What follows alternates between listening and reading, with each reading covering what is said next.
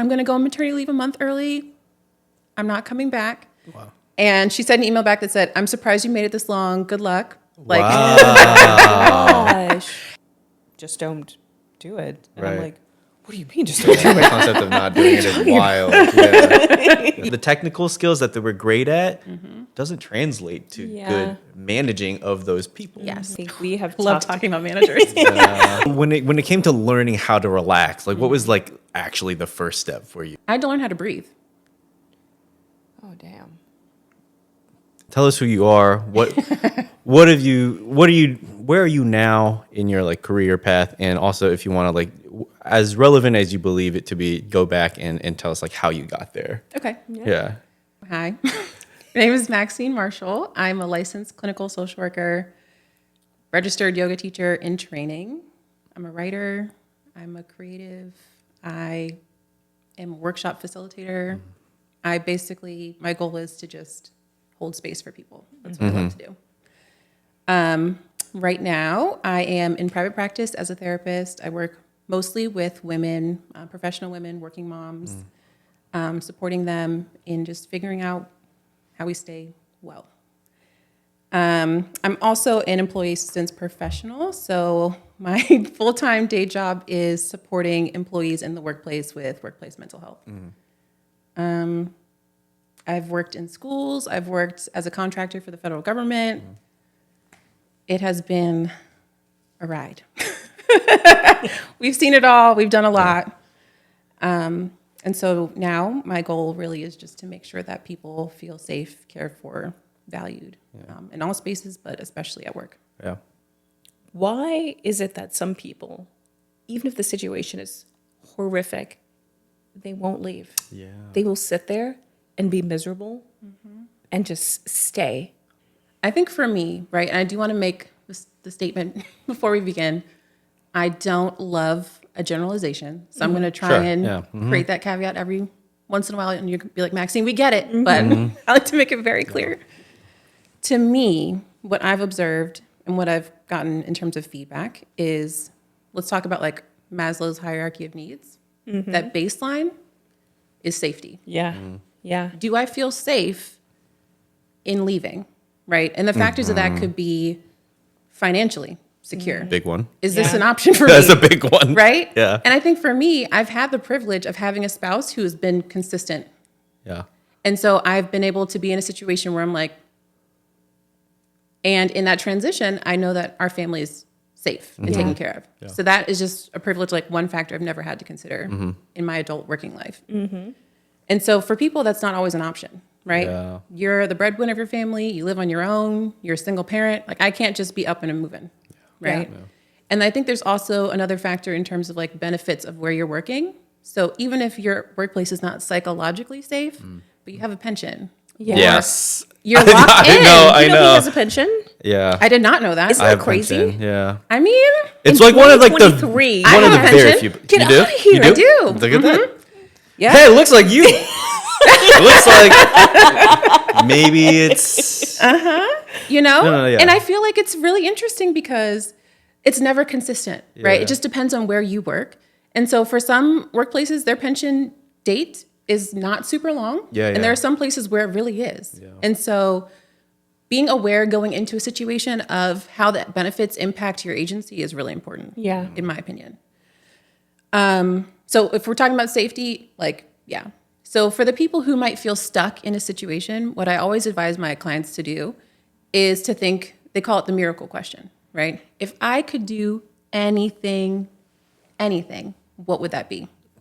Yeah. That's Hard such question. a big question. Hard it's question. hard. Like, and what is the typical response to that? Is it usually, whoa, I don't know? It's usually something like, I wouldn't work at all, right? And so then my follow-up question is, if you could do anything within reason to make a living, what would that be? I think that's a bring it better back question. down. Yeah. Yeah. Realistically. And I think that helps, right? To It does. start really broad and then Right. to taper it down. It's like, okay, we're getting closer to Yeah. I reality. love that. Right? I really, Yeah. really do. Yeah. I mean, to have like the comfort of not doing anything is like so incomprehensible to me, right? And so like I feel like I really couldn't even answer that question realistically. But I always ask myself, I asked you, what does your ideal day look like? Yeah. And I asked her to think about that with the context of like you quit your job, like what do you want to do, right? Yeah. Because as humans, I feel like we need something to do. I mean, like no matter what, true. like that's that's how people like just go old, have nothing to do. You're not stimulating yourself, and it's just like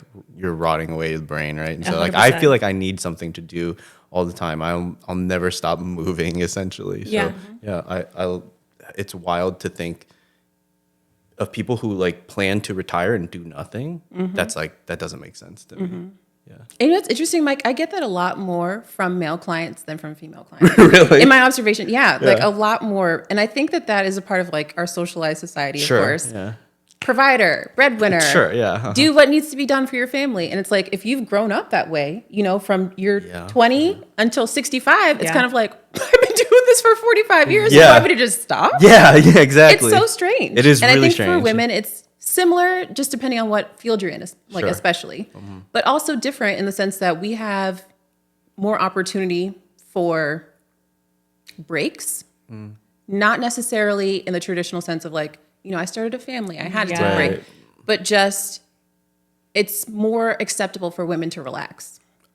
Okay. Interesting. We don't is always really accept the interesting. invitation.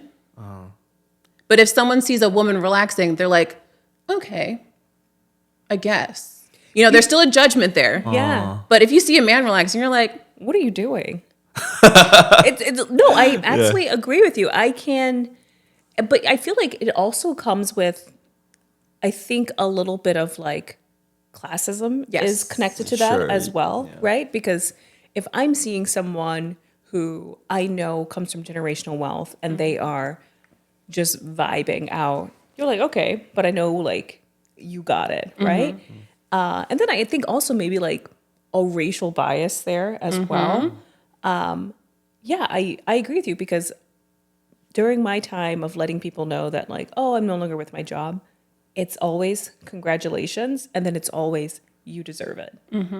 And I wonder what that response would be to a man who's doing the exact same thing as me. I'm very curious Right? about that also. And especially at like our age where we're like in like almost at like the crux of like our careers, not someone who is like going into the sunset where they like left a like agency they've been at for 30 years and now they're going to go into consulting. So they took like a year off to figure out what they want to do. Yeah. That's understandable and people like respect that. But someone like a man our age being like, you know what?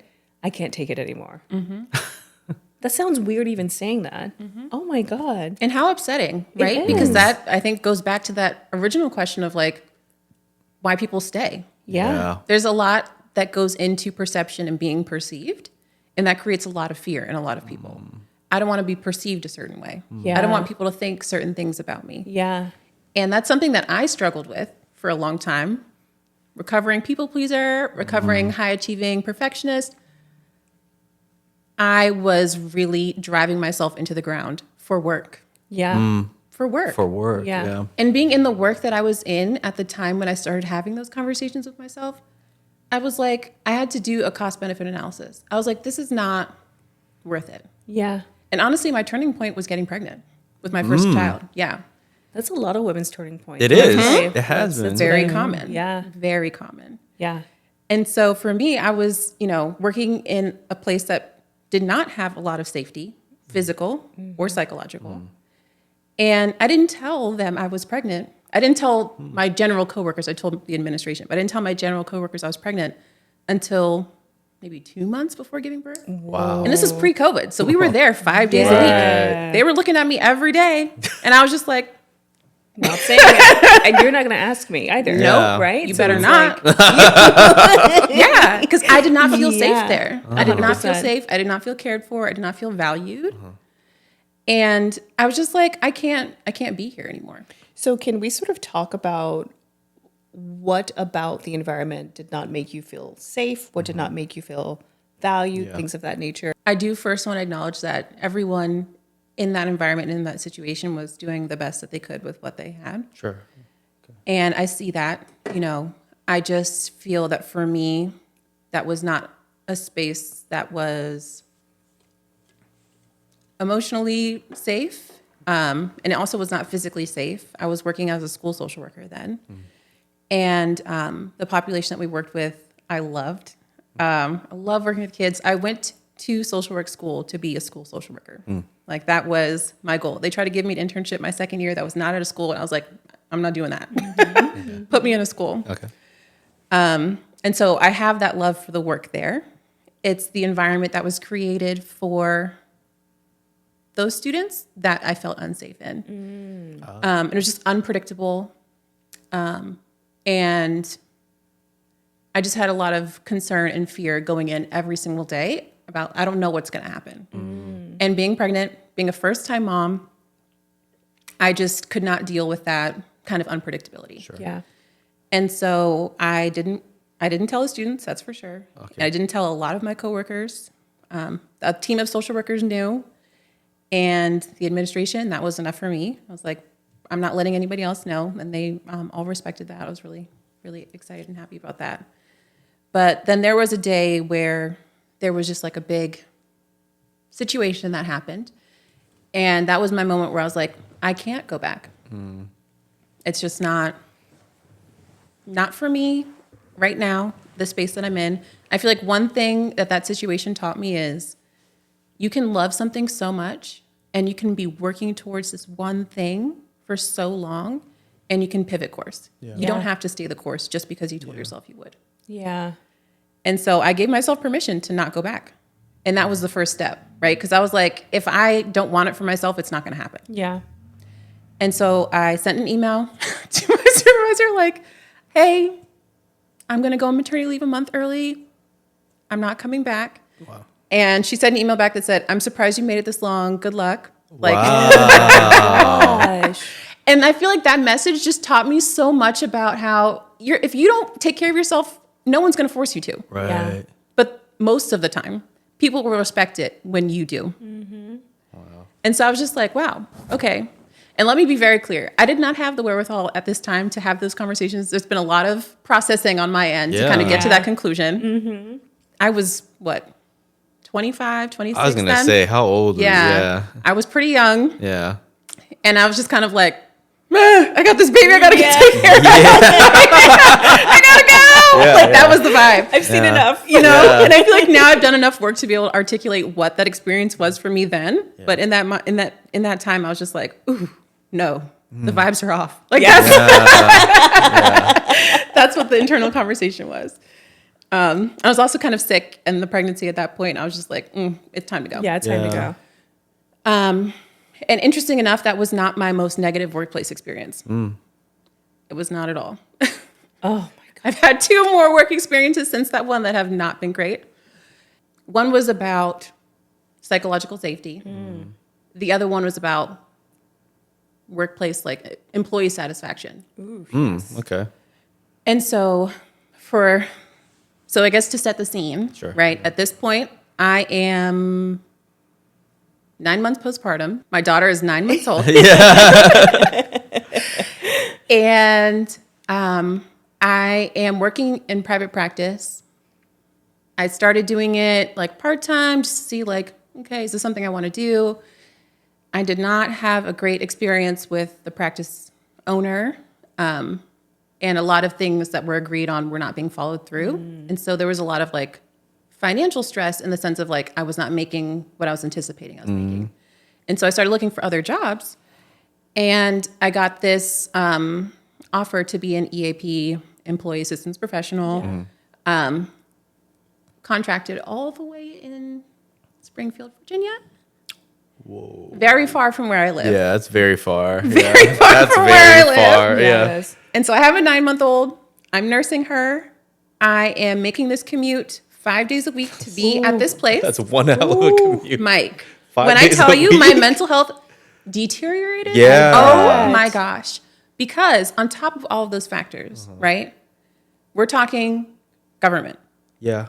Yeah. I'm sitting in an office with no windows. Oh. Yeah, okay. You can't bring your phone in. Were you in a skiff? A skiff is like where you had like no like outside access pretty much. Pretty much. That's exactly it. That sucks. So you could, but like you had to go out, sign a badge. It's like a whole process. To get your, okay, yeah. So I'm sitting in an office with no windows. I don't have my phone on me. I don't have access to the computer system yet because it's government. It takes a long time. Yes. Oh my goodness. So it's me in this room by myself waiting for clients to come to me. We also know it's a whole different conversation about how inaccessible EAP services are, especially like government. So I'm pretty much sitting by myself for 8 hours a day while my daughter is elsewhere. That's nuts. Yeah, that's crazy. A 9-month-old. And I was just so unhappy. I was so unhappy. Like every day I was crying in the car driving to work. Ugh. Yep. Yeah. And there was this one day where it was snowing. And I was like, what happens if I just don't show up? Wow. Like, what happens if I turn around and I go home? Yeah. Like, what would they do? Who would notice? Yeah. Right. Who would that harm? Nobody rarely ever comes to see me anyway. Yeah. Like, and I'm also thinking to myself, this is also a job I can do from home. Like, I'm sitting here like thinking of all of these like scenarios that could actually make the situation better, make it more accessible, Right. all these things. And I'm just like, huh. And then COVID happens. And we're working from home. And we already know I wasn't getting a high caseload then anyway. Right. So I was spending all day with my daughter and my husband. I know COVID was really tough. I know a lot of hardship came out of it. We're still going through some of the hardship from it. Yeah. That was one of my favorite times for me and my family. Yes, I believe that. Yeah. I can absolutely get with that as well. Yeah. We were home all day together. I had maybe an hour's worth of meetings a day because people started using the services a little bit because of COVID. Sure. But like Yeah. on average throughout the whole week, it's about an hour and a half of work every day. I was like, wow, the timing on this is crazy. Yeah. Like, okay, if I'm ever going to be in a slow paced job like this. And that's when I started to do the work about learning how to relax. I was always that, we got to drive. Yeah. We got to do, we got to blah, blah, blah, right? I have to be the best therapist I know how to be. I need to be able to support people. I need to give them direction and actual like support that can benefit them. Yeah. Meanwhile, I wasn't doing any of that for myself. And so in COVID is when I really started to take my wellness journey more seriously. I was trying to figure out myself, to be honest, because if we're talking about life, right? I got married kind of young. I started having kids kind of young. And then I was like, Slow down. let's hit pause. Started having those conversations that I have with my clients about like, who are you? Yeah. What do you want? What do you like to do? What is the health of your friendships like? How's your communication? What's your mental health doing these days? You know? And in all those assessments, I started really understanding myself, Yeah. right? And I was like, okay, I think I have a better handle on who I am. I think I have a better handle on what I need, what I will and will not tolerate, especially from work. And I was like, okay, I think I'm ready to get back into schools, right? I did all of this that I'm doing professionally to work with children. I'm not doing that. And here's where we talk about workplace satisfaction, right? Yeah. I was not in a space where I felt valued, I felt seen, I felt like the work I was doing was important Yeah. because I wasn't impacting as many people as I anticipated or I hoped to. So it's like, all right, I think it's time to get back in schools. So I apply, I get a job working at a school pretty close to my house, not a bad commute at all. I was like, all right, you know, it's still kind of like the tail end of shutdown situation, so we're at home. In this time, I find out, pregnant with my second daughter, and I'm like, okay, you know, we can do this. We're still at home. There's a lot of factors. Yeah. I recognize now, looking back, that there was still some unresolved challenge. I don't necessarily want to call it trauma, but some challenge with my other school that I worked at where I still didn't want to tell anyone I was pregnant. I wasn't really sure why I decided that, but that's how I felt. And so I told my supervisor and I told my team like I did last time. And in this entire situation, found out through some miscommunication, some misread on my part, I don't know, I'm still processing it, that I did not have maternity leave. What? No way. Did not have it. Yep. And my options were to take unpaid leave or to come back to work 2 weeks postpartum. No Yeah. way. Kidding me. And they said that with their whole chest. They sure did. There's no. Wait, 2 was weeks. it because you hadn't been there for a certain amount of time? Yeah, I had That been is there wild. under a year. That is so wild. That's so crazy. Yeah. And I did not even think, I don't know why I didn't even think to look at like the policy beforehand. Cause I was like, at this point, I had this like unwavering faith that like, things will be fine. Of course there's leave somewhere. Yeah. Mistaken. And so we had our second daughter it was like, we had 1 week and then we had spring break and we had, back to school. They were trying to use spring break As one of the weeks? Yes. No. So I would have 1 week and then spring break, and then I would have to come back. And I was like, if everyone gets paid leave off on spring break, I'm also getting paid leave off on spring break. And they were going back and forth with me about it. I was like, what is the logic? What is the reason in my Cardi B voice? Yeah. Like, what is happening? I was so thrown. Yeah. And that was kind of like step one of feeling like, I feel like this was probably the most dissatisfied I've been with the workplace environment because of these reasons. Yeah. We already know that there's a sensitivity, or like when you're pregnant, when you're in labor, like there's just something that happens to you where you're just more vulnerable to sensitivity. And so I'm already in that headspace. And then you're telling me, no, girl, get your behind back to work. And I'm just like, so I went back after 3 weeks, 2.5 weeks, and I'm on Zoom. I got my baby strapped to my chest, and I'm counseling these kids. Yeah. And I'm just like, who's counseling me? Yes. $1 million question. What is happening? Yeah. And so I'm like, okay, we make it through that. It's kind of muddled, right? And then we have summer. We're off in the summer. I'm like, okay, I can breathe a little bit. I'm getting back to myself. I really took the summer off. There was no kind of work for me. I was just focused on my family. I was feeling good. I was like, all right. The week before school comes back together, they said, hey, everyone needs to come in person 5 days in a row. From me being on Zoom this entire time, and now they want us to come in, not even a hybrid model. Just straight back. 100%. And they let us know that the week before school started. Oh my goodness. What? And I was like, okay, Yeah. sure. So 4 days after that, they said, actually, no, this was midsummer. Sorry, this went first. Midsummer, they were like, hey, Maxine, we don't have enough students enrolled at this level of our program. We're going to need to move you to another section of our program. So I'm not with the team that I was working with last year who were supporting me and being amazing. I have a whole new team at this point. Yeah. And a whole new set of students to get to know. Yeah. Because I'm not with the same kids either. Yeah. And so I'm in a brand new environment, in person 5 days a week. My second daughter is 6 months old. I'm driving here 5 days a week again. Yeah. And I'm just like, whoa, this feels familiar. Yes, exactly. We've been here before. Yeah. And in this time, I'm recognizing that I don't feel valued by this particular location that I was at in terms of the contribution of the work I'm doing. Of course, in another generalization, everyone wants to feel like what they're doing is important. Yeah, of course. Yeah. Everyone wants to feel like, yes, high value. I have a sense of expertise. I know what I'm doing. Definitely. The work I'm doing is important. Yeah. That was not the vibe that I was getting at all. And our work was the one that's always pushed to the side so that others could step in and do theirs first. And so I'm also there again, feeling like, why am I here? That's the question I keep coming back to. And I was really sitting there with myself one day at my little desk, little. It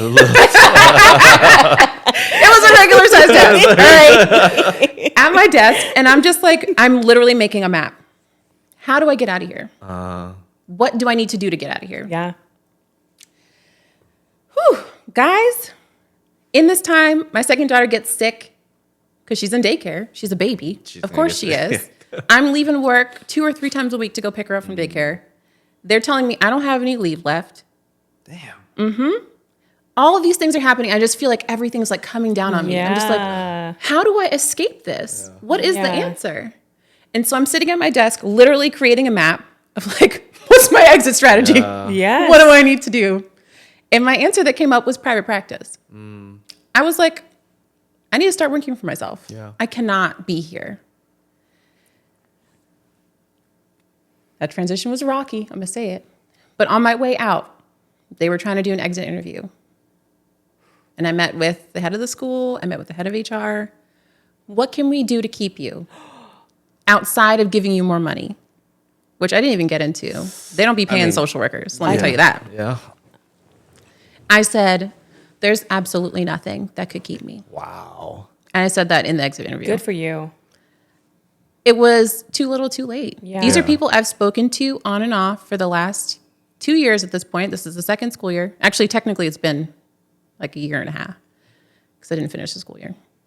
But these are people I've been in contact with, and they know my story. They knew my daughter and everything that she was going through and what I had to do to be able to support her. I was like, there's absolutely nothing. Not a single thing. And so I left. Went into private practice. I was working for a group practice. I was working for myself. And I was like, you know what?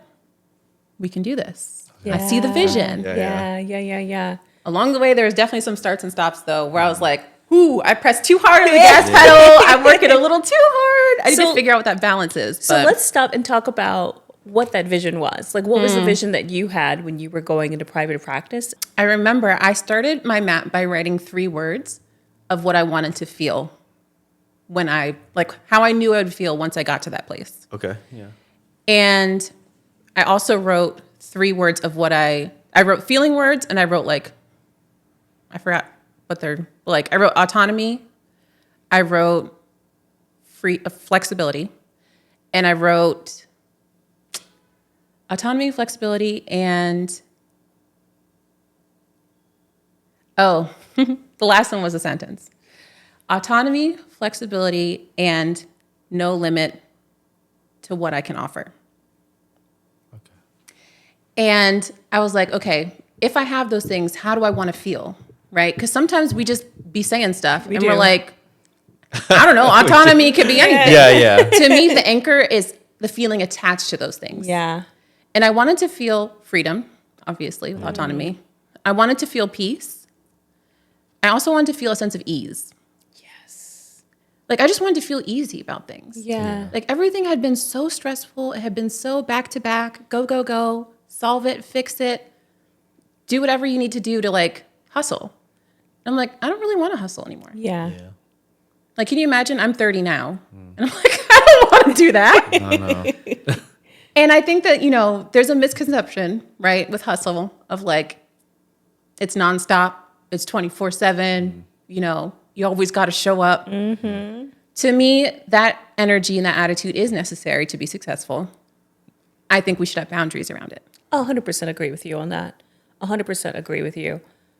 Thinking about you talking about going too hard in the paint at times and having to kind of step back. Can we go into what areas like that was and when did you realize that you needed to sort of take a step back from that? Mm-hmm. I realize now that those areas that I was doing that work in were the ones that I felt deficient in, or I felt challenged me the most. Yeah. And to this day, written communication is just not it for me. Oh, yeah. You want me to send an email? Yeah. You want me to write you a letter? Send a text? I know. I'd rather call Same. and have a conversation. Mm-hmm. Or So interesting. or meet up and let's talk about it. Yep. I'm with you on that. Yep. 100%. And so it was just always going. But the thing is, once you start that pattern of expectation, you have to continue it. Mm-hmm. And I didn't realize that back then. And so parents who would call about their kids or send an email, I felt like I had to always be super responsive. Yeah. Mm-hmm. And I feel like that's hard with families. That's their child. Yeah. They need that information in a timely manner. I get it. But I was spending a lot of time on that. And it just was not time well spent, considering the work I was there to do was to impact the kids specifically. Yeah. So yeah, just trying to figure out how to better balance my time and also spend more energy on the things that refueled me. Because we go to work, the hope is, right, the work that we're doing is something we're passionate about, something that aligns with our values, something that just makes us feel energized. And so focusing on the things that you love about the work you're assigned to do. And if you recognize that you don't have that, spend some time figuring out what that is. Yeah. If you get the Sunday scaries and you're like, but you also know where you are is aligned with your passion and your values. Yeah. Figure out how to find that exciting work or how to make it. Yeah. I 100% agree with you on, figuring out what you need to do. The question is, how do you start doing that work? I think it's very overarching to say, like, take some time and just think about, but it's like, what questions do I ask myself?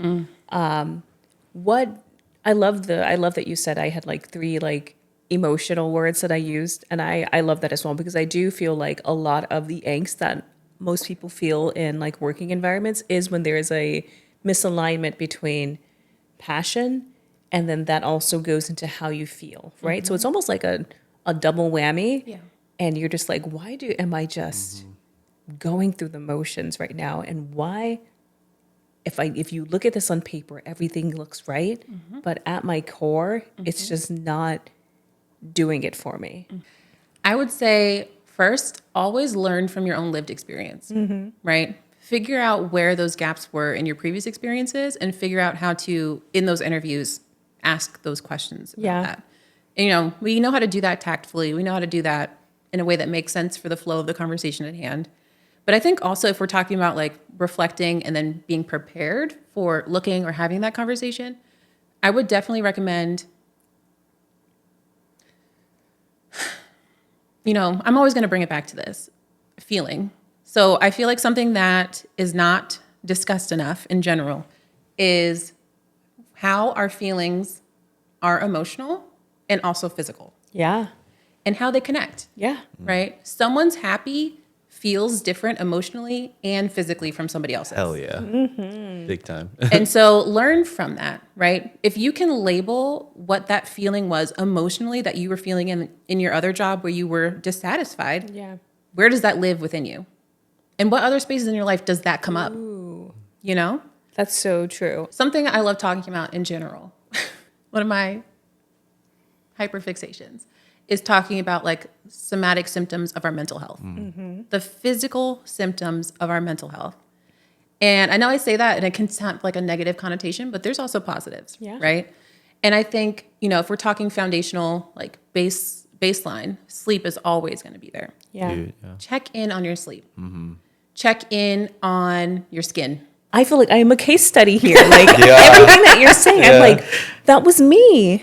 That's really, and I feel like that is something too that we acknowledge when we're ready to. Right. When we have that exit strategy, when we have a plan, when things are in the works, right, is when we can acknowledge like, I'm not doing what I usually do. Yeah. It's hard to admit that before. Because you're just so like, hard. I'm not ready to say that there's a problem because I'm not ready to create a plan to do something about it. Yes. And so I'm glad that you have been able to like recognize that for yourself. Yeah. I know for me, my first sign of like any kind of stress or overwhelm is my eating habits. They go straight out the window.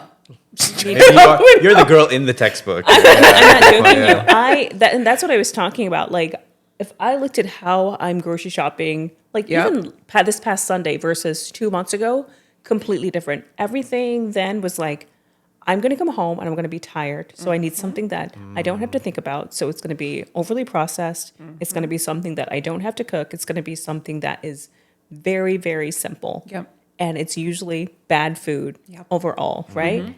Literally, DiGiorno's. You're making me hungry. I'm not joking. DiGiorno's. I mean, all delicious things, but terrible for your health. Like muffins in the morning. Like flavored yogurt that's not even good for you at this point. It's so much fucking sugar in it. Go-gurt? It's just like literally. I'm not joking you. And it was just like candy in the middle of the day, just anything to just like make me feel happy. Yeah. And just like I don't care. Yep. Yeah.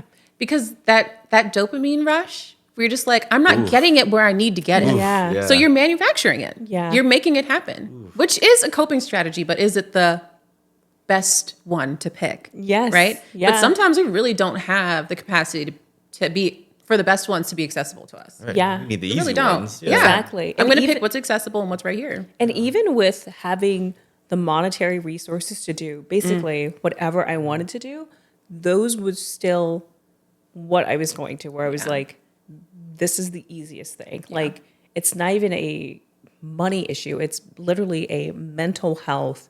This is where I am. This is how I'm viewing my life right now. And I am not even living. I'm just going through it day by day, literally showing up at the key points where my schedule says I need to be. Ooh, Nickia. That autopilot is such a double-edged sword. It is. Let me tell you. That phenomenon has its purpose, right? And it serves us well when we're using it purposefully, right? There are certain things that we go through as humans that are just so much that in that moment, we just need that support to like get through it. Yep. The issue to me is when we don't recognize the time to like intentionally and purposely turn it off. Yeah. We can keep going. We can keep going. I know. The issue is that whatever settings you put it in cruise control is what's going to stick with. I know. And it can really cause us harm in the long run when we don't have that moment to be like, okay, I went through what I went through. I'm safe now. How can I like purposely be in charge of my life again? What do I need to do to take those steps to become the one in charge of my own choices? And to me, like that's a part of like that chronic stress recovery that we don't talk about, especially when we talk about leaving a stressful situation like a job. Yeah. Can we sort of touch on like, because this is the first time I've heard chronic stress recovery. So I would love to, for you to sort of like, honestly, like, you got out of the seat for a second. hear more about that because in my head, sometimes I feel like because how you described yourself earlier to where you're like, I have to be this. I am the exact same way. And it's almost like coming up from a like childhood to where it was like very much in poverty. And it's like, oh shit, now I am here. I've got to like do it or it's going to be lost in some way. Right. So in my head, I'm like, oh, this is just how I think, not realizing that it's actually trauma that hasn't been dealt with. So like would love to hear more about this chronic stress recovery. So first, that point is so interesting to me. I feel like I was just talking this week or the last about how we talk about our parents' generation, right? Another generalization. But we generally, this conversation is had where we have challenge with their, that's just how I am, you know, approach to things. And I think it's okay to have feelings about that. I think it's equally as important that we take a look at where that shows up for ourselves. Yeah. Right? That's just how I am. Like, yeah, I'm going to be stressed sometimes. It's just how I am. Yeah. It's like, okay, yes, and. Yeah. Right? Is that our only choice? Is that the healthiest choice? It's not. Do we have the capacity to make a healthier choice? That's a different question. Yes. Sometimes we don't. And again, that's where we go back to the autopilot of, okay, I've made it through this specific challenge. We're done. It's resolved. What's next? Am I going to be the one to make that choice? Yeah. Or am I going to let my life happen to me? And so in terms of chronic stress recovery, you know, that is so personal, I think, to decide what chronic stress is. That timeline can't just be like, in my opinion, it can't just be like, 3 months worth of stress is considered chronic. I don't operate that way. If something is new to you and it's stressful to you and you feel like you've been living under it for so long that it's causing an impact to your physical, mental, and energetical health, that is chronic stress. And so how do we recover from something like that? There's work involved. Yeah. It's rarely ever something that resolves itself, especially if you have pre-existing mental health challenges like anxiety. Yeah. That's going to look different. That's just a factor that exists. And so what I tend to recommend to my clients, and I'm sure like for anyone who follows like my professional Instagram, they probably are so tired of me talking about it, but I love somatic therapy. I'm a big fan of somatic therapy. I'm a holistic therapist, so I believe in like whole body wellness. Our mental health is directly related to our physical health and back and forth, right? It's a feedback cycle. Yeah. And so somatics is a physical manifestation of our mental health challenges and how to release them, right? So we know we have traditional talk therapy where we process and we learn and that repetition of like, I've been going through this thing and it's like, hold on. I've been saying this for 7 sessions now. It's time to do something about it, right? To, especially when we're talking about trauma, like physical feelings, okay, I know what I'm doing. I know the choices that I'm making and how they relate to each other. I know the patterns of behavior that I engage in. How do I like actually let this go? Like, what do I need to do to like feel that kind of like release? Yeah. And to me, that's where the benefit of somatic therapy comes in, which is really helpful for chronic stress recovery. And I don't think that conversation is being had loudly enough. How much our mental health is also as important as our physical health. Yeah. Like people losing arms on the job is wild. And that still happens to this day. I know. Right? That's something that Yeah. still happens. Yeah. And so why is it if I need to take a break because my mental health is in such a bad place to take care of myself, why is that viewed negatively? Yeah. Why is that viewed as a weakness? Because if Yeah. someone has a health issue that they're recovering from, it's much more easy to say like, yes, do what you need to do. But because it's our mental health that we're talking about, but we know about that feedback Yeah. loop, right? Yeah. Where it's like, yeah, I'm in this job. I'm feeling the chronic stress, guys. I don't know. And then I'm not sleeping, which we know what that does. Yeah. Right? And then I feel all of this tension in my body all the time. It's like, okay. And then suddenly I am having stomach issues. It's like, okay. And then you go to the doctor and you find out you have an ulcer. And you're like, okay, now I need to take time off for this. Yeah. Yeah. That's wild. Yeah. And so it's like, at what point do we hit pause and do the slow, meaningful work Right.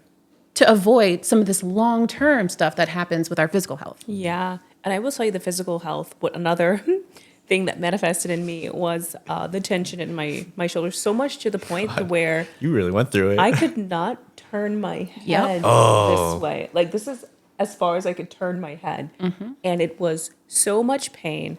I had to go find a masseuse who does like myofascia, like massages. Yep. And when she touched my back, she was like, oh my goodness. Yep. And I was just like, what? She's like, this is going to take like many sessions to like get all of this sort of cleared out. And I could feel her on my back, and it was just like lumps in my muscles across my entire like shoulder Yep. and into my neck as well. And I was just like, I've just been walking around being the manifestation of how to not live your best life. And I'm just in it, going on like, I won't. Okay, this is what it is, and I This don't is the know what to expectation. do. Yeah, This is what I signed up for, I feel like is what people hear a lot. Yeah. Especially from other people who want them to stay where they're at. Yes. You signed up for this. Yeah. Yeah. You did this to yourself. Why are you complaining? And it's like, whoa, you're telling me I have to be right 100% of the time? That feels unreasonable. Yeah. That's not possible. I can get it wrong sometimes. And things can also be right until they're not. Yeah. And I think that's where we need to give ourselves some grace, especially when talking about work, is like, this was right for me until this moment happened. Yeah.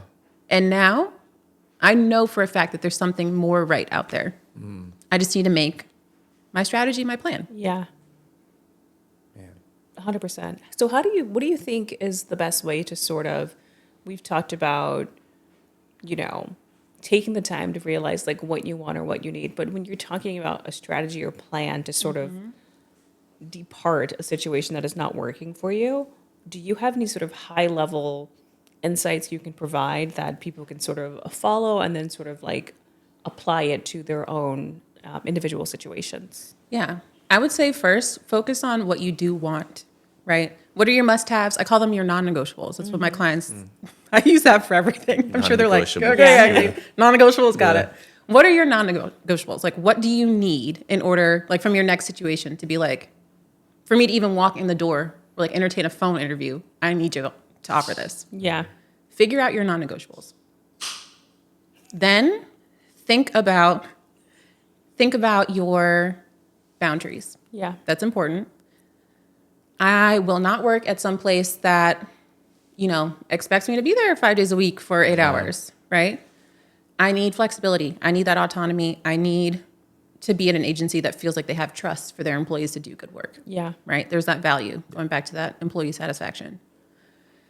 I would also really encourage you to go back to that miracle question and to think about like, within the scope of your reality, what is the ideal dream situation? Even if that means that you make it happen. Yeah. Like, this is not an existing idea or job role, what would that be? Yeah.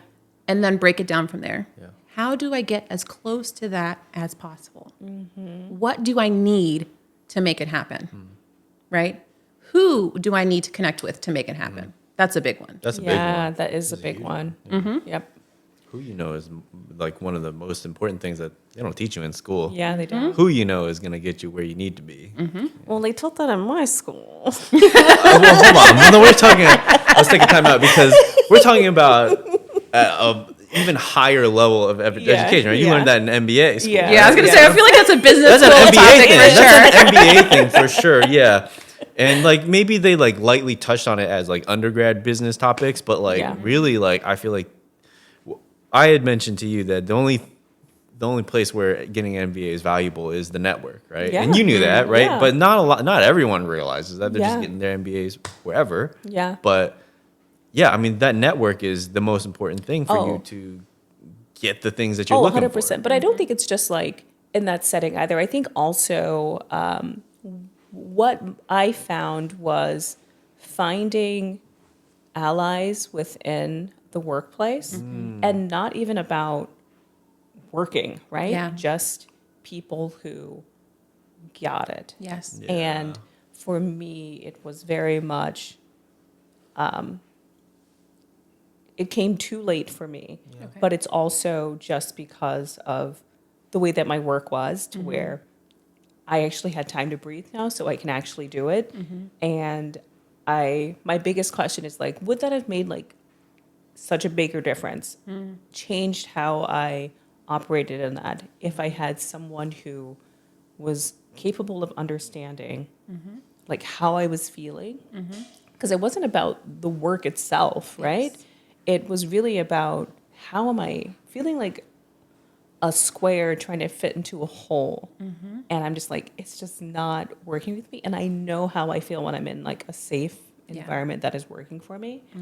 And I feel like this is where diversity is so important in workplaces is, and not just at like lower levels, but like higher levels all the way up into leadership. Oh, is, yeah. just wonderful Black women who came and reached out and talked with me and just made me feel so much more confident in trusting my own intuition. Yes. And Ooh. it was so powerful. I will say, going back to that hierarchy of needs, love and belonging is on there for a reason. Yeah. And I feel like that's not something that we talk about in the context of work enough. Yeah. We need to feel like somebody has us. We need Yeah. to feel connected to somebody. Because even when I was working in private practice for myself, that was a part of what motivated me to go back to an office job, was being by yourself is hard. Yes, It is. It is. Being on your own is hard. And I really wanted a community in terms of work. And I wanted someone to be there to support, right? To just talk about life. Like, we don't even have to talk about work things all the time, but just Yeah. someone that you feel like has your back and like understands you and is invested in your well-being so that you can give that back, right? To me, reciprocal Yeah. relationships, that's what I like to call them. We're not just going to, any old kind of friendship. Reciprocal connections are very important to our mental health. And so when we can find that at work, we also have to be mindful because that's something that can cause us to stay somewhere, Yes. That we shouldn't. That's what I was thinking Yeah. about. Yeah. right? And so something I'm very cognizant of in my workplaces is encouraging people to continue growing. I don't want someone to Yes, stay yeah. where they're at just because I love having them around. Right. Yeah. Like, at this point, girl, we locked in. We're friends. I'll see you. Yeah. It's Yeah. not going to be a big deal. Do what you need to do for your own wellness. Yeah. Right? And that's something I learned working at that first school when I had my first daughter. I'm still friends with, several of the girls that I worked with there. And one of those is actually my business partner now. Nice. Yeah. Very She cool. left, and then I left, and then we were like, ooh, that was a time. Yeah. Right? But I feel like we don't talk enough about feeling connected to the work we're doing and the people we're doing it with. Yeah. I feel like it's usually, from my perspective, I try and think back on like all the positions I've been in, and it's always felt like something was always missing, where the like was never like the full puzzle, where it was either one of those two things, right? To where it's like, I don't mind the work, but like the vibe of the culture is not Yes. hitting for me. I will say one of the positions I was in that I think aligned the most with me. Not 100%, because nothing's going to be perfect, right? And when I left, the vice president I reported to, she was like, I'm so happy you're doing this, because my biggest concern for this year was that I would not be able to provide you what you needed to move forward. And she's like, I am thrilled for you. Like, so thrilled. How amazing is that kind of transparency? Yeah. And we are still friends to this day. Yeah. Outside of that, outside of work as a whole. But it is like this connection thing, right? To where it's like, no, you are not trying to like keep me here because it's a benefit to you. Right. And so that goes back to a question I wanted to ask you when you're thinking about the reciprocity of relationships.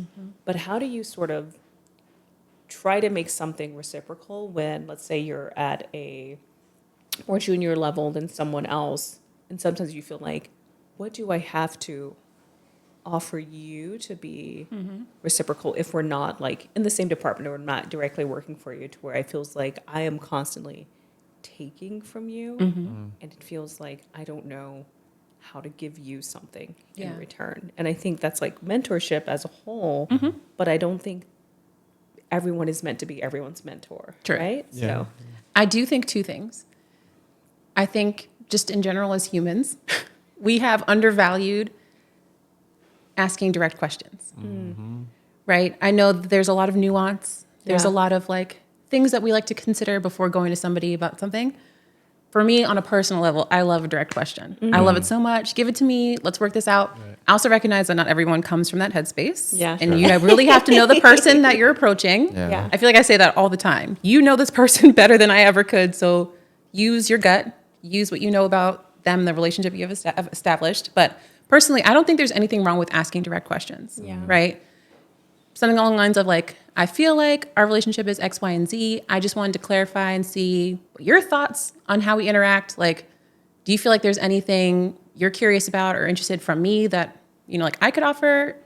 Like, why not? Yeah. Right? Yeah. And I think too, also in that space of making sure that we are transparent, like the way you've been saying. And I feel like the honesty side of it is really what's there. And I know that that's vulnerable sometimes. Yeah. And that's really uncomfortable for a lot of people. Not everyone's good with it. True, yeah. And so going along with this, there's always going to be some work to do, right? But I think really paying attention to where you slow down and ask yourself those questions gives you insight into your own process, right? Do I have issues with transparency and vulnerability? Why? Is that from me, or is that because I feel like the environment is unsafe to be that way, right? And so figuring out whether it's their wall or yours can sometimes be helpful in figuring out like your next step. I love that. So I'm just thinking of, you brought up transparency and vulnerability. I think both Mikey and I have both been in positions to where we are like managing teams. And I think we have talking about managers. we have talked about how, like for me, I lean in. I start off with transparency and vulnerability, to where it is, I come in like, you are humans before this job comes into play. Like, my main concern is making sure that you feel like you have people that support you here, that you feel heard, that you feel like if life is coming at you hard, you can come to me and talk about that. But for people who maybe that's not like their natural instinct, how can you create an environment that allows that in some way, to where it's maybe not as like emotional as I am with things or whatnot, but like how does that happen? Because I realize that a lot of people do not have that, and it makes or breaks relationships. It makes or breaks how Your people experience. feel. Yeah, it makes or breaks everyone's perception of the workplace. Yeah, I agree. I think in a lot of spaces, not all, in a lot of spaces, managers are people who know how to do the work. Yeah. They do not know people. Right. We don't have that expectation set in the workplace enough about how being a manager is a human service position. Yeah. Yes. It's not the same. as data entry. It's not. It's really not. Have you heard of the Peter Principle? I have not. It's the idea that people are promoted to the point of incompetency, right? Because it's the idea that people are constantly, as you're saying, they get promoted into those positions, right? And they suck at it. Yeah. It's because that's not their training. The technical skills that they were great at doesn't translate to good managing of those people. Yes. So it's just like, why do we keep doing it? We've been doing it for so long, and I wonder if that's just like a problem with traditional workspaces, right? We just corporate ladder structure, right? No matter like what industry you're really in, that's really the model that everyone follows, where it's like, I just keep moving up until I can't do whatever that is anymore. Yeah. And so I think for anyone who finds themselves in that position where you're kind of like, I really don't know how to support people in this. Like, I'm struggling myself, right? My own mental health is like, meh. You want me to help all these other people who are coming to me with their individual problems. I'm not a counselor. I'm not a therapist. I'm not an HR person, right? Like, what do I do? I think first, recognizing the supports available to you as a manager is important. If your organization is lucky enough to have an EAP, consult. Workplace consultation. If not, and it's an option, maybe consult with HR, see if they can give you some tips, a lot of online trainings. And if we're scaling back from all those like bigger scale things, just on a personal level, I feel like always starting with your own self-awareness is huge. A lot of times we are self-aware to the point that we avoid. We can have this moment where we're so in tune with ourselves that we get overwhelmed and we just shut everything off. And we avoid it. I don't want to talk about it. I'm not in a space to hold what you're giving. I don't want it. You handle it. Get your work done. Right? So figuring out like what's bringing up those feelings in you. What about this conversation that I'm having with this person is encouraging me to lack empathy? Self-awareness, right? And then I think communication. Like, I know we say that in every space all the time. Communication is so important. That's because it is. How we say things matter. Our tone matters. Our body language matters. I feel like just base level, that is something that we can control to a certain degree that we need to be mindful of when engaging with employees. If we're closed off, if we look hardened, if we look upset, if we look dismissive, that's something that that person carries with them. And that impacts all the other conversations that you have with them. This is someone whose productivity you're relying on, and you want them to be upset. Why? What is that going to do for you besides cause more problems for future you? One of the things that I noticed was, like when I was managing people, was that when I would get overwhelmed, I get very like short with people, and things that like I'm pretty laid back. Well, I'm not laid back. I'm self-aware. I've been told I am not laid back. But how I work, it's very much like in a collaborative sort of way, right? And so when I would get like stressed out, I'm like, I need these things like to be done. Like, typical answers would not be sufficient because I'm like, no, I need to know more. And it'd be like very snappy. And I could see people's facial expressions just like shift and be like, oh, this is a different situation. So let me like give you the same sort of energy that you're giving me, basically. But the one thing that I would do is I would always go back and apologize and say, oh my God, I am so sorry that like I said that to you. Just know that I am just stressed about this. It has nothing to do with you. And I'm so sorry that like I approached you that way. Like that was not right. And I need to do better. And they're like, no, it's okay. I'm like, no, it's not okay. And I realized that doing that and reflecting on it, because it didn't sit well with me either, like made it so that we were all able to navigate each other's like emotional highs and lows like a bit more better. And I think that's the reciprocal nature that we're talking about, where now those employees feel comfortable doing the same with you. And that's a level of transparency that I think is needed for psychological safety at work. And also to increase productivity, right? No one's going to have a fine day all the time. Everyone goes through tough times for whatever reason, right?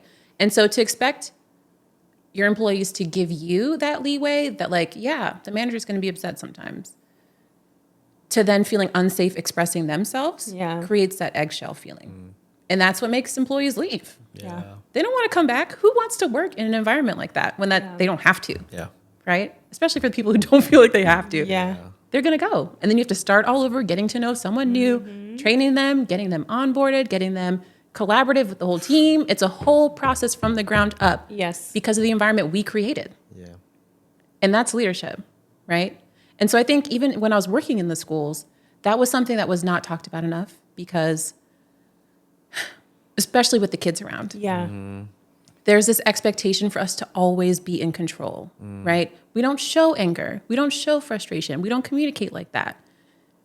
That's not human nature. Yeah. That's not human behavior. And what you mentioned, Akaya, is so important. Repair. Yeah. Repair is so important. And not to reduce it to this, but that's something I'm working on with my toddlers. Yeah. Right? I want them to understand that repair is beneficial Right. and should also be expected. Yeah. Right? In a healthy dynamic, repair should be expected. You should not have to ask somebody to apologize to you. Yeah. Yeah. Not even your mom.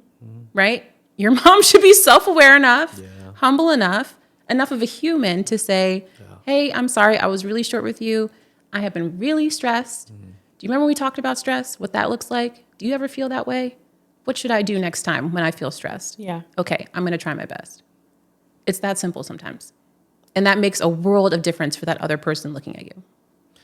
How much do you think, though, like generationally speaking, right? I don't think we'll be working by the time like the shifts actually happen in the workplace. But do you think that like these, I don't even, what generation are your kids even? Like alpha? I don't know, right? They're like something like beyond even discussion, right? Yeah. But like that generation is being raised on so much better of a foundation of mental health. Is it big enough of a shift that by the time they're in the workplace, that workplace looks different, right? Because I think a lot of the core of our problems is just that it's business as usual, Yeah. right? Yeah. How long has this been happening? But it's just now a matter of like, oh, we're talking about it now. Like we feel comfortable enough.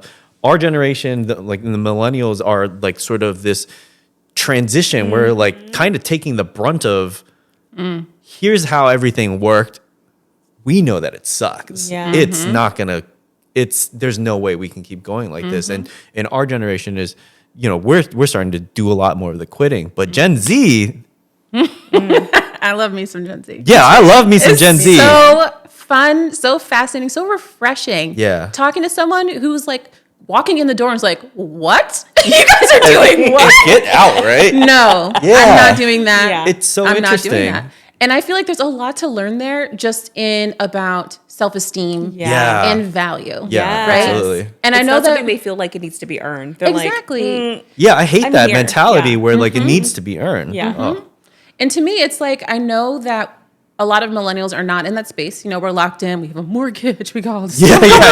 yeah. I'm hanging on, right? But I feel like that energy is needed to rejuvenate us, to do the foundational work for Right. their generation, to Yeah. really put something in place that Yeah. feels more sustainable for where society is now.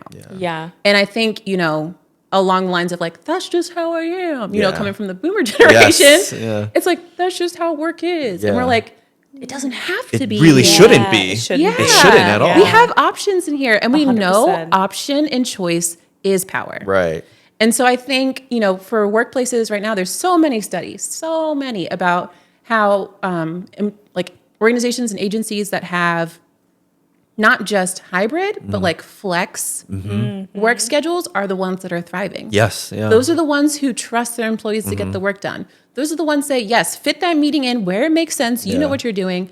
The companies right now who have people sitting in meetings to talk about meetings all day long, where there's no movement, you're stagnant for a reason. Right. Where's the productivity expected to Yeah. happen? You want me Right. to stay after work Yeah. to do all the things we talked about doing during the workday? Yes. How does that make sense? Agreed. And that goes back to not feeling valued by your organization. Yeah. They don't care about your time. Yeah. But I would say this goes back to Gen Z, where you were saying that you love a direct question. I have never been hit with so many direct questions like I have with Yeah. like having a team of like Gen Zers to sort of like manage. And it's actually like sort of refreshing because it all goes down. They're like, but why are we doing this? Right. Yeah. That's a great question. Have you seen those videos online of people being like, how do I professionally respond Yes. in a way that's, and I'm just like, I don't even want to do that. Yeah. That's that work, that mental load that we're Yes. talking about of having to figure out how to directly say something when I could just say it. Just say it. And not to say it in a mean way, but like, I don't want to have to fancy it up. Right. Yeah. Because we already know I hate typing. That's step one. I don't even want to have to do that. Yeah, so yeah. if I'm going to answer you, I'm just going to answer you. Yeah. I'm always sign it best, Maxine, you know, a little razzle dazzle. I'm not going to be sitting here and like doing all this extra brain work when I have work to do. Right. I think you've touched on the two things that you I think mentioned in your the email. things that I sent. Yeah. Employee satisfaction and psychological safety at work. Yeah. I feel like with psychological safety at work, that's one of the things that is like different for everyone, right? For me, and I think you identify with this as well, being like a Black woman and what I've worked in is like majority white spaces. The psychological safety is like different. It has like layers to it, right? And it's hard to describe when you don't feel safe, when it looks like nothing is happening. Yeah. But you feel you've heard the microaggressions, and someone said something that's a little off color about something that is related to your culture. And it's like these tiny like tears all the way around to where it's just like, oh my gosh, what is I'm happening? harmed Yes. at this point. 100%. Yeah. And I think that came up a lot during like George Floyd, when everyone wanted to have those like team conversations about systemic racism. Yeah. But I feel like the one thing that was always sort of left out from that was like we were so ready to cater to the people who did not know, that we didn't take into account the people who on some accounts have like a PhD in this. And now I'm sitting in a room or in a Zoom listening to these people not understand something that I've lived my entire life. Yeah. And that emotional safety, I think, for minorities, even like with Asian hate and stuff like that, it's just not taken into account because it's like we just have to like get everyone involved and let them know and try and teach. But it's like, no, but it's much more nuanced than just trying to teach It is. something to someone. It really is. Yeah.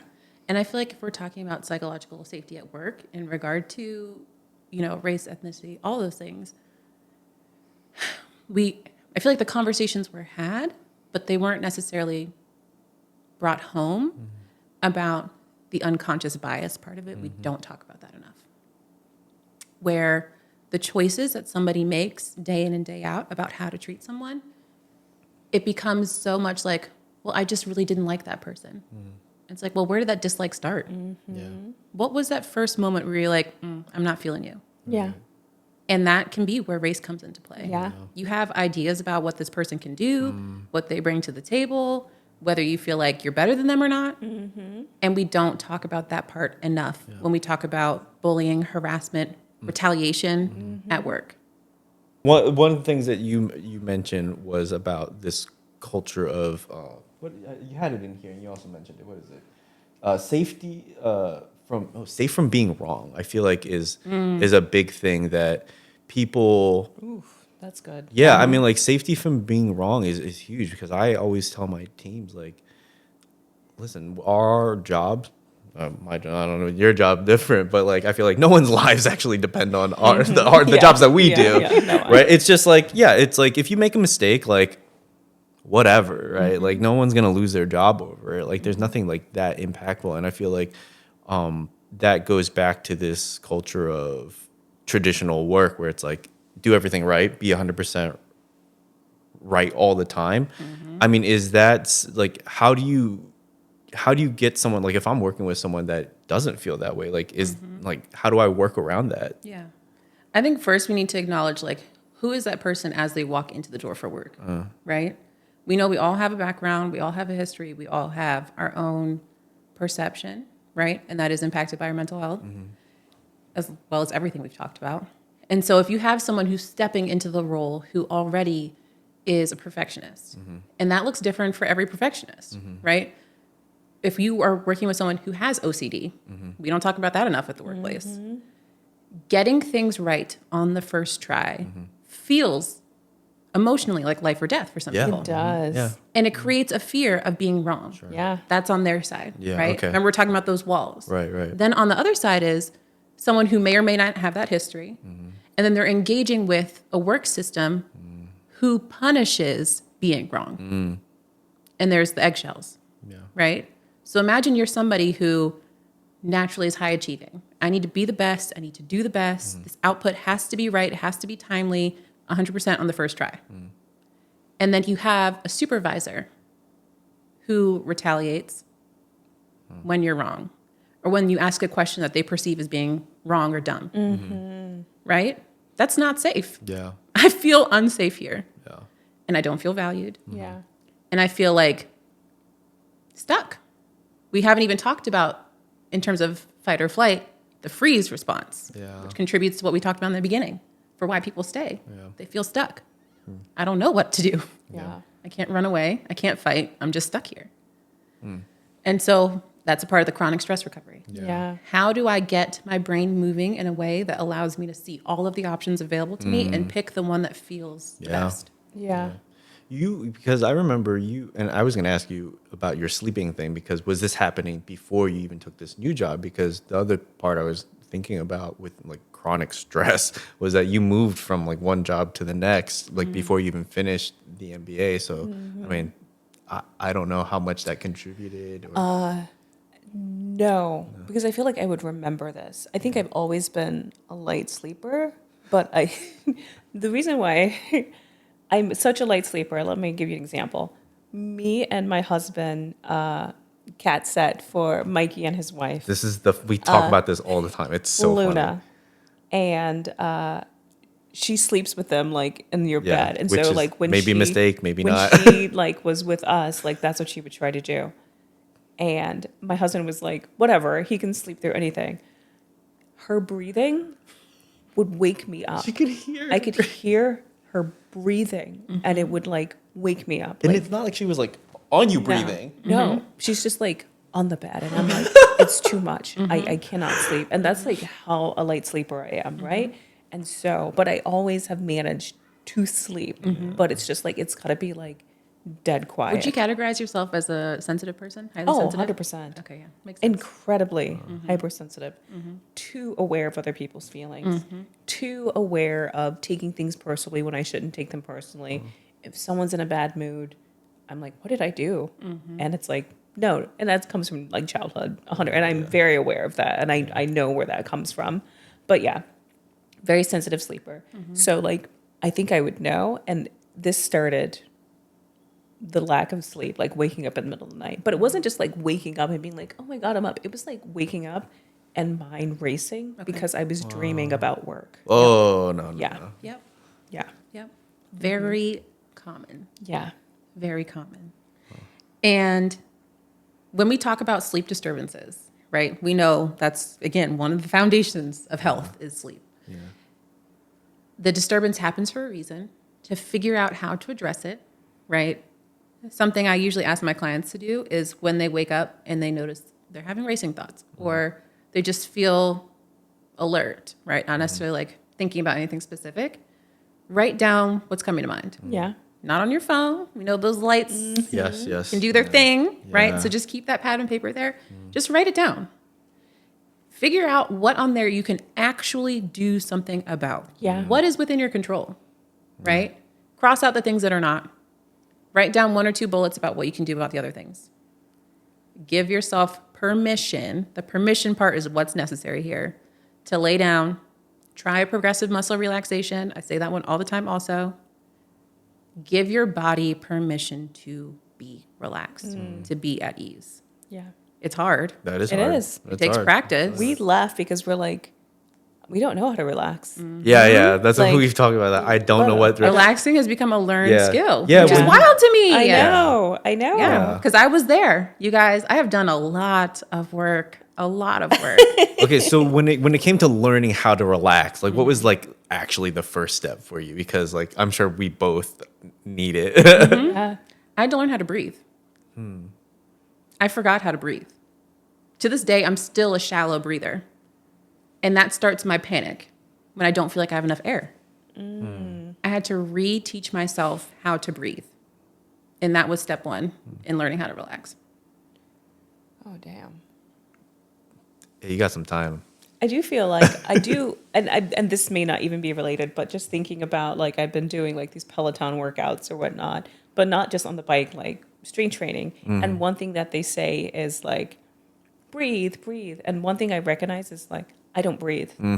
Like my breath is like, if I'm doing something that I have to like focus on, it's like I stop breathing. Hold your breath, Yeah. And then I'm like, oh shit, I need to breathe. And then it's like, and I'm like, oh my God, this is so much easier when I breathe. Why am I not breathing? Yeah. Because it's Yeah. And it's one of those things where it just depends on the person. You don't really Yeah. know what it is going on behind. Yeah. And for some people, it's neurodivergence, right? I literally cannot focus on that many things at a time. If I'm this locked into one thing, even my body systems are paused, right? Yeah. That's a factor. And another thing is that we don't give intention behind certain things that we do. It's on autopilot again. It is. And if we are under stress, right, and we're talking like the physical tension where we're like up here and we're like, That was my natural stance. Oh my God. That's how do I know that? Like, have I lived through it? Perhaps. Like shoulders always Shoulders up. And this was me like relaxed. Yep. Our posture, Didn't even realize it. We gotta our work on it. posture impacts our lung capacity. Yeah. If we're up here all day, especially like even just typing, right? If we're at a desk job, pay attention to your breathing. Give your ribs permission to expand so that air can come into your body and fuel your brain, right? Like Jesus. these systems are all connected for a reason. Yeah. So in order to like get started on that relaxation thing, I had to learn how to breathe. Still working on it. Oof. That's a day-to-day thing. Yeah. Wow. I'm just realizing that too. Relax, breathe. Yeah. Breathing exercises. And like I've never been relaxed. I've always been like anxious. Yeah. I about think I am everything. too. Yeah, honest anxious with you. about everything. Or even what I'm trying to do during this time is, I think I mentioned it, just sort of slow down. But not just slow down where it's like, oh, I feel like I have all these things I have to do. But one thing my husband always says is like, we don't have to do everything at once. Like, especially moving into like a brand new house, right? And wanting things to be like done. I just want things to be done.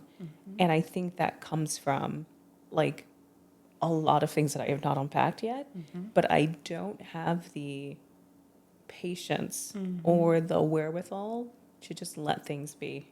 I always feel like something needs to be happening. And I think that's probably the reason why I went to grad school a little bit, because it's like something. Did you know that something will always be happening if we make something always happen? Yeah. That's something else I had to learn. Yeah. We can sometimes be the creator of our own stress. Sounds like me. Yeah. I have to do that. Yeah. We can always find something to do. Yeah. Always. There's always going to be something to do. Why not make relaxation a part of that to-do list? I think it also stems from like you mentioned earlier, Mikey, like millennials are on the cusp of like the old guard and like new guard coming in. And I think for me, when I think about what you just said, I'm like, yeah, I'm going to go to like one of the top universities in the country, go to grad school, get my MBA, but I'm also going to work full time on it. But then when you're doing it, it's so stressful and it's a lot going on. But then I think there is something to wanting the standing ovation that you did it at the end, right? I remember when I graduated telling like Kimberly, who was on our podcast as well, I was like, it all feels very anticlimactic, right? Yes. Like I felt like it was going to be bigger, but it's Yeah, very yeah. much just like, okay, it's done. Yep. Yep. It's done. And it's just like, that made me feel like, what's next? Yeah. Yeah. And it's like, I can't relax. What's Yeah. next? It's like, let me like busy myself again. And it's like, why do I always feel like I need to be busy all the time or have something or like shoot for accolades of some sort? I don't know. Yep. That's that high achievement. And I feel like we set it up in our mind that we're like, once I do this, right? Once I achieve this, once Yeah. I get to this end goal, like that satisfaction will live there. Yeah. And across that goal line, it's more work to do. Yeah. And it's like, oh, satisfaction doesn't live here. Got to keep moving till I find it. Yeah. We can manufacture our own satisfaction if we choose to. What that looks like is just depending on who we are and our priorities and our values, our interests, right? But that is an option that's available to us. You know who does a great job of that? My husband. Yeah. Yep. Creating your own happiness and joy is like Yeah. Yeah. He something literally, else. Yep. and it's so hard for me. It is. It's so hard. And I think sometimes I get frustrated because he's like, just don't do it. And I'm Right. like, what do you mean just don't do The concept of not doing it is wild. Yeah. it? Yeah. What are you talking about? No. Yeah. It needs to be done. Yeah. No. So, yeah. I know what you mean. Constantly. Yeah. Needs to be done. It does. I'm learning how to get there. It's been a process, and I feel like I've seen the outcome of when I've been able to do that, when I've been able to like create my own satisfaction. Yeah. I'm like, wow, it's worth it to like put the work in Yeah. to like make that your automatic. Yeah. How do you do that in a work environment? Create your own satisfaction. Yeah. I feel like that is where we come back to like exercising autonomy over your interests. You know, I feel like I've had this conversation with a lot of clients in terms of like figuring out what is within your control at work and how to exercise that in a way that excites you or interests you. Yeah. And so if that is, like if you're in project management, figuring out the style of the project within your control and how to create that as the vision so that you feel excited about it, you feel energized by it,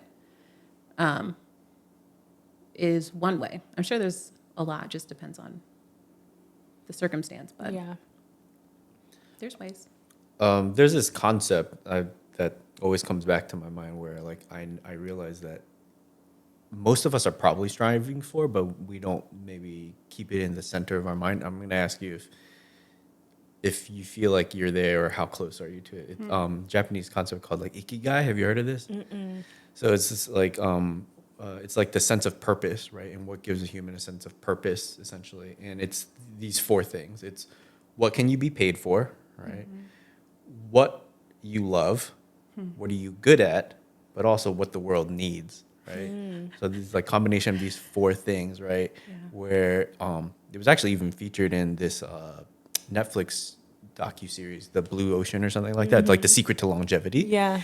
And like Japanese people like are constantly looking for this term ikigai, right? And so do you like how close do you think you are, because you've gone through a lot of the trials and tribulations of this work sucks, this work isn't good for me, it's not what I love, but now like where are you at, like, and do you feel how like you're close to this? And then I want you to think about that as something that you're looking for in your next for job. real. I really like that. Like, can you send that to me? Yes. So I would say first, I want to think about like my professional career. If we're talking about it, it's probably like 6 or 7 years long. Yeah. Like all these jobs that I've been talking about Yeah. have happened in quick succession Yeah. one another. Yeah. And so yes, I'm very quick to be like, doesn't align with my values. Doesn't make me feel safe. Like I know where I don't belong. Yeah. And so to me, I feel like I'm almost there to that place you're describing. Yeah, yeah. What I can be paid for, what I love, What you're good at, what I'm good at, and what the world needs. what the world Which needs. certainly what you do, the world needs a Exactly. lot more of. And I Yeah. think this next space in 2024, what I'm moving into is creating workshops and spaces for women to heal with community. Like that's truly where my Yeah. passion is that I've learned. And I can't fully get that in private practice working one-on-one with people. I can't fully get that in my full-time job. And so I'm creating this space. And there's certain things I have to do first to be able to make room for that. But I really just want a space where women can vibe, move, release, feel safe, connect. Like that is where my professional passion lies. Yeah. And so I think we're almost there. Okay. I do have plans in 2024 to make it happen. Yeah. And I know that the need is there. I've gotten that feedback. I've gotten interest. And so I'm just hopeful that'll be accessible. I think that's the barrier right now. Okay. Yeah. Yeah. I think she's at like the PhD level of talking about these things. I know. I think I'm still in like the 101. Yeah. Yeah. And so I don't think I can even attempt to answer that question right now. But the one thing that I have started to do is read a lot of books on like Quit by Annie Dukes, like that one, right? And then the one I'm reading right now is called When Things Fall Apart. And what it really talks about is the idea that we don't know whether something is good or bad when it happens. The only time you'll know is when time has given, we've given time the time to actually like give us time to reassess and follow the connections of like how we got to where we're going to be in the future. I could definitely see that. I feel like in the times where, especially that transition from the school to private practice, where I really just had to make something happen. And I didn't know how I was going to do it. And I had 2 kids and I was like, it's now or, you know, later when it gets more stressful. So make it now. Right. Yeah. And so I think that's that time where we have to really think about what's available to us and what we can create. I think we don't value the creativity side of income enough, where it's like, if I can think about exactly what you mentioned, Mike, the 4 of those things, what is the intersection of those? Is that really where my professional passion and interests lie? Right. What do I need to make it happen? What happens if I like let go and like just give it my all and like pretend I'm already successful in this and show up as a success? What happens then? And so I do think, you know, it's really popular online right now to be like, what gave you the audacity? Delusion? Yes, be delusional. Let your wildest dreams come to the surface. See what happens. And like you said, there's always something to learn from those moments. Yeah. I mean, one of the things that got us talking about, well, centering this entire idea of this podcast was the stigma of the quitting, right? And like how society rewards people who have more grit, right? And quit versus grit in that book, right? That's what they call it? Yeah. Quit versus grit. Oh, I disagree. Yeah, I think quitting is gritty. So they talked about, they gave example of people running marathons, right? And how some people's ankles were broken. They broke their ankle like during the marathon and they still continued to run the entire marathon. I'm not built like that. Because instead of saying like, instead of seeing it like, oh my God, I've come this far from training that I am in a marathon is when I broke my ankle. It's like, I am not going to let everything that I've done go to waste because the only thing is the end goal. And it's not looking at all the progress that you've made to get to the point that where you are now. And people will run on a broken ankle for 26.2 miles to show that they have grit and then be applauded for it at the end. Yeah. Well, I had not even thought about what you had said where you view quitting as being gritty, right? Where because that comes with its own sets of friction and difficulties. Yeah. There's hardship there too. There is. That requires you to like pull yourself out of the trenches of your reality. Yeah. Like you can't just, you know, of course there are people who quit and then, you know, things are challenging. That doesn't mean that. That's not going to exist where grit lies, right? But to me, it's always about what you choose to do next, whether you stay or whether you go. What am I doing next? And I think that's the character of grit that should be assessed. Yeah. That's what I'm learning. People are like, you're so brave. I'm like, am I?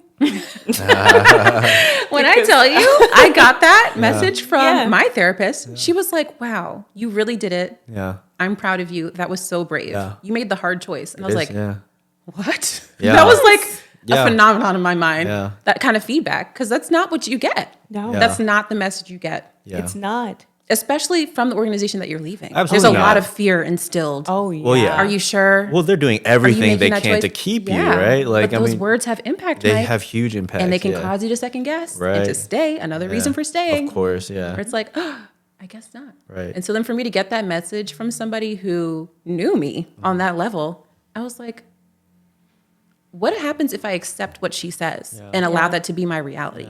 Yeah. Who can I be if I embody what she just said to me? And I stepped into it. I was like, yeah, I do make the hard choice. She said, Maxine, you might be terrible at transition, but you thrive in change. And I was like, you know me? I love that. I like that. Transition is hard. It is scary. There's so many unknowns. It feels like swirling chaos around you. But then when you're in the freedom of the change that you created for yourself, it's just like, wow, this is what was waiting for me. This could have been your whole life. Yeah. Your life. Mm-hmm. Yeah. If Yeah. you would have just, yeah. Yeah. So change to me is beautiful. I'm not afraid of I love change. change. I love change too. Yeah. I will leave anything. I was supposed to do the marathon with Kwame. Yeah. I said, nope, Not in this this ain't season. fun. This ain't fun anymore. Wow. Yeah. not Not fun. It's not fun anymore. not fun anymore. Yeah. I Yeah. don't want to do it. Yeah. And I was okay with it. And then I think the other thing is like, I forced myself to tell people that I had decided not to do it too. And then it was just like, because I am very much like, goal, set it, you're good. And this was like, almost like a Right. litmus test of me being like, is this still in my head? Or are you going to think I'm like crazy for not wanting to do this or failure? And people were like, oh yeah, that makes sense. Yeah. Yeah. Why do it? Like, Yeah. as Kimmy said, like no one needs to be running 26.2 No, miles. not at so all. why? Never. Why would you do it? Yeah. I was like, yeah, good point. Yeah. Especially if that's not where your passion lies. Yeah. I mean, it kind of reminds me along the lines of like the safety of being wrong, right? And the safety of being able to change your mind and just like, and that's okay, right? That's totally okay. You got new sets of information, you had new context, and you're like, you know what? No. Exactly. Yeah, people need to be better about that. I love this. Goes along with like this. Probably is opposite of being direct, which I said I loved. But I also love not explaining myself. I've gotten into a place where I'm just not going to do that. Right. Like, if it's not harming or impacting somebody else, and it's my own information that I was volunteering, like, Yeah. no, I'm good. I mean, yeah, you I'm good making on the that. decisions should be explanation enough, right? Yeah. Just be like, it wasn't. You don't want to. It's not it. Who cares? Yeah. I love that. Yeah. Mike, you always leave us with a departing Like a parting word. question. I don't. So I mean, it's not. We only did it with Kim. It was just us. Just us last time. But I mean, what's probably the number one change that people could make today if they're like just truly unhappy with the work that they're doing? Like if they're driving into work crying on the way, right, every day, like what do they need to do? They First need thing. to ask themselves why and be honest. Do not hold back from yourself. Do not avoid conflict from yourself. Let it all down. Have that conversation. Why am I dissatisfied? Label it. Labeling it makes it real. And then sometimes we feel like we have to do something about it, which is good. Sometimes us being aware of it and living in it through the veil being down is enough for us to be like, all right, it's time to make a plan.